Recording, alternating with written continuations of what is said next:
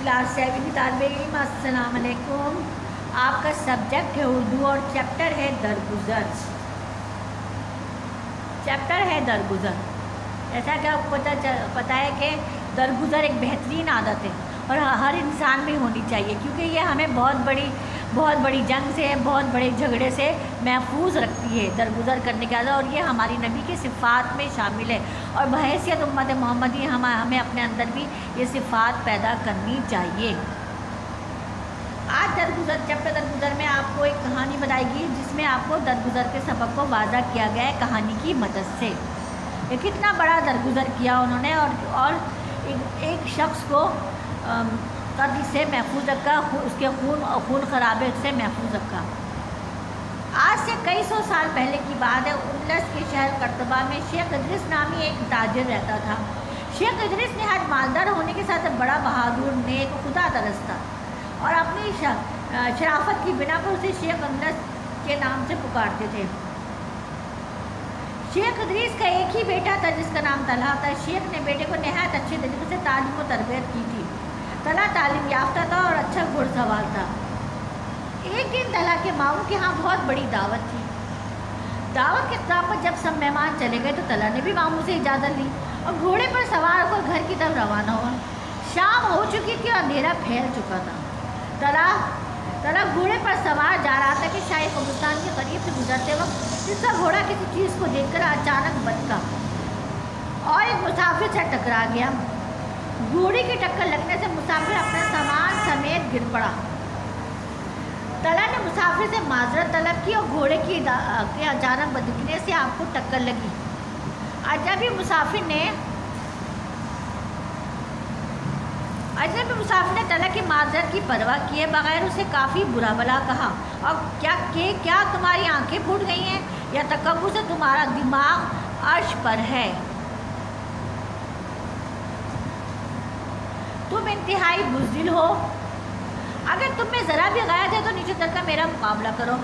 مسافر کی سخت باتیں سن کر طلحہ نے پھر بھی نہایت نرمی سے کہا، دوست، حد سے تجاوز نہ کرو، تم ایک اجنبی مسافر ہو، مہربانی کر کے مجھے معاف کر دو۔ اگر تمہیں کچھ معاوضہ لینا چاہو تو میں اس کے لیے بھی تیار ہوں۔ طلحہ کی یہ باتیں سن کر مسافر اور طیش میں آ گیا، اپنا خنجر نکال کر طلحہ کی طرف بڑھا اور اچانک طلحہ پر وار کر دیا۔ مسافر کا وار بڑا شدید ثابت ہوا۔ طلحہ گھوڑے سے نیچے گر پڑا اور چند لمحوں میں اس کی روح پرواز کر گئی۔ طلحہ کی لاش دیکھ کر مسافر گھبرا گیا۔ اس نے ادھر ادھر دیکھا کہ کوئی دیکھ تو نہیں رہا۔ جب اس پہ اطمینان ہو کہ اسے کسی نے نہیں دیکھا تو اپنا سامان وغیرہ وہیں پھینک جان بچانے کے لیے بھاگا۔ بھاگتے وہ شیخ ادریس کے محل کے قریب آ پہنچا۔ شیخ ادریس اپنے بیٹے طلحہ کے آنے کا انتظار کر رہا تھا، کیونکہ طلحہ زیادہ دیر تک گھر سے باہر نہیں رہتا تھا، لیکن آج کافی دیر ہو چکی تھی اور وہ ابھی تک واپس نہیں آیا تھا۔ مسافر نے شیخ ادریس کو دیکھا تو دوڑتا ہوا اس کے پاس پہنچا اور اس کے پاؤں پر گر کر فریاد کرنے لگا کہ میں بے گناہ ہوں، مجھے بچاؤ، مجھے پناہ دو، خدا کے لیے میری مدد کرو۔ شیخ ادریس نے اسے تسلی دی اور کہا کہ تم میری پناہ میں ہو۔ ایک مسلمان کبھی بھی اپنے دروازے کسی مظلوم کے لیے بند نہیں کرتا، تمہیں خوفزدہ ہونے کی ضرورت نہیں۔ ساتھ ہی شیخ نے اپنے ملازم سے پانی لانے کے لیے کہا۔ ملازم پانی لے کر آیا تو شیخ نے مسافر سے کہا، لو یہ پانی پی لو۔ پانی پینے کے بعد جب مسافر کو ہوش بجا ہوئے تو شیخ ادریس نے کہا، آپ آرام سے بتاؤ کہ تمہارے ساتھ کیا واقعہ پیش آیا اور تم پناہ کیوں مانگ رہے ہو؟ شیخ ادریس کی باتیں سن کر مسافر کا حوصلہ ذرا بڑھا اور بولا، میں اس شہر میں ایک اجنبی مسافر ہوں، میں ابھی شہر میں داخل ہوا ہی تھا کہ راستے میں چند لوگ مجھے ملے۔ انہوں نے مجھے پکڑ کر زدوکوب کیا، یعنی زخمی کیا، اور گالیاں بھی دیں۔ میں نے اپنے بچاؤ کے لیے خنجر نکالا۔ میرا خنجر ان میں سے ایک کو ایسا لگا کہ وہ مر گیا۔ میں یہ دیکھ کر اپنی جان بچانے کے لیے وہاں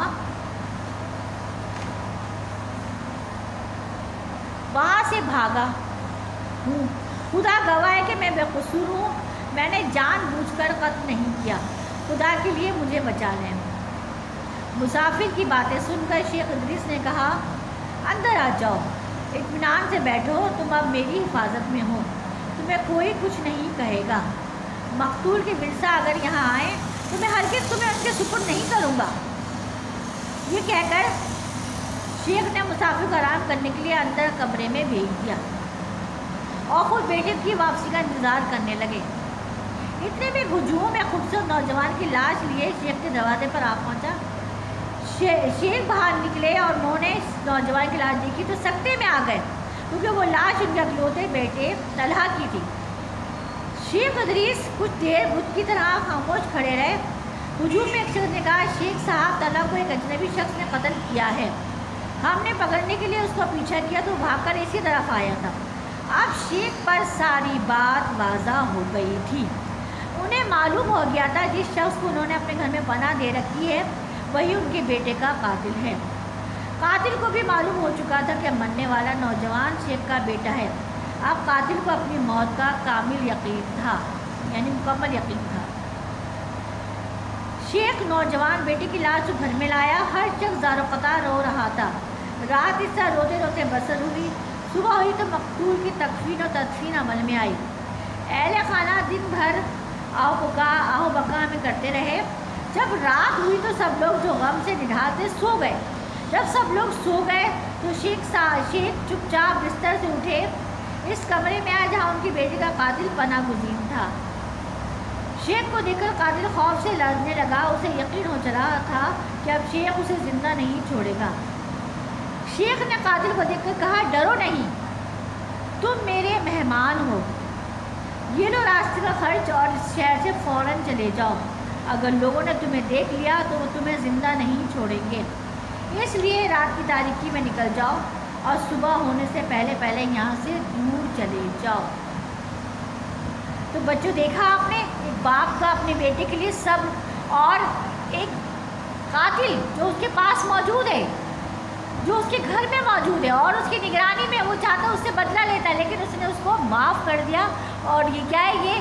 یہ مسلمانوں کا شیوا ہے، اور یہ نبی کریم صلی اللہ علیہ وسلم کی، ہمارے نبی کریم صلی اللہ علیہ وسلم کی صفات میں شامل ہے۔ اور اس پہ عمل کرتے ہوئے شیخ نے معاف کر دیا اس قاتل کو، اپنے بیٹے قاتل کو، اور اس کو خاموشی سے اپنے گھر سے روانہ ہونے کی اجازت دے دی۔ تو یہ ہے درگزر۔ ہمیں بھی چھوٹی چھوٹی باتوں میں لڑنا نہیں چاہیے، جھگڑنا نہیں چاہیے، ہمیں صبر کرنا چاہیے اور درگزر کرنا چاہیے، کیونکہ اسی میں ہی امن و امان ہے، اور اسی میں امن و عاشقی، اور اسی میں ہی ہماری بقا کا راز پنہا ہے۔ اس کے ساتھ ہی بچوں اجازت دیجیے، انشاءاللہ اگلے چیپٹر کے ساتھ پھر حاضر ہوں گے۔ اللہ حافظ۔